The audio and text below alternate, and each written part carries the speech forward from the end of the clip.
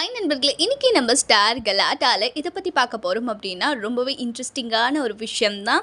S, Amala பால் ப்ரெக்னெண்ட்டாக இருக்காங்க. அது நம்ம எல்லாருக்குமே ரொம்ப தெரியும். ஆக்சுவலாக வந்துட்டு அவங்களுடைய பேபி ஷவர் எல்லாமே வந்துட்டு ரீசன்ட் டைமில் நடந்துச்சு. நம்ம எல்லாருமே பார்த்து ரொம்பவே ரசித்தோம் அப்படின்னு சொல்லிட்டு சொல்லலாம்.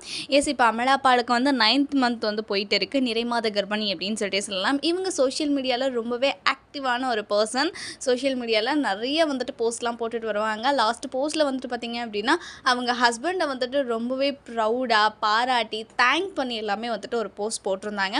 ஆக்சுவலாக வந்துட்டு இந்த மாதிரியான கிரிட்டிக்கலான டைம்லேயும் என்னை எவ்வளோ கேர் பண்ணியிருக்கீங்க அப்படின்னு சொல்லிட்டுலாமே வந்துட்டு ரொம்பவே சூப்பரான போஸ்ட்லாம் போட்டிருக்காங்க. ஸோ இந்த ஒரு சமயத்தில் உங்களுக்கு எப்படி தேங்க்ஸ் சொல்கிறது அப்படின்னு சொல்லிட்டுலாமே தெரியல அப்படின்லாம் சொல்லியிருக்காங்க. அது இல்லாமல் இன்னும் நிறைய போஸ்ட் எல்லாமே போட்டிருக்காங்க. அவங்க டான்ஸ் பண்ணுற மாதிரியான போஸ்ட் எல்லாமே வந்துட்டு போட்டிருக்காங்க.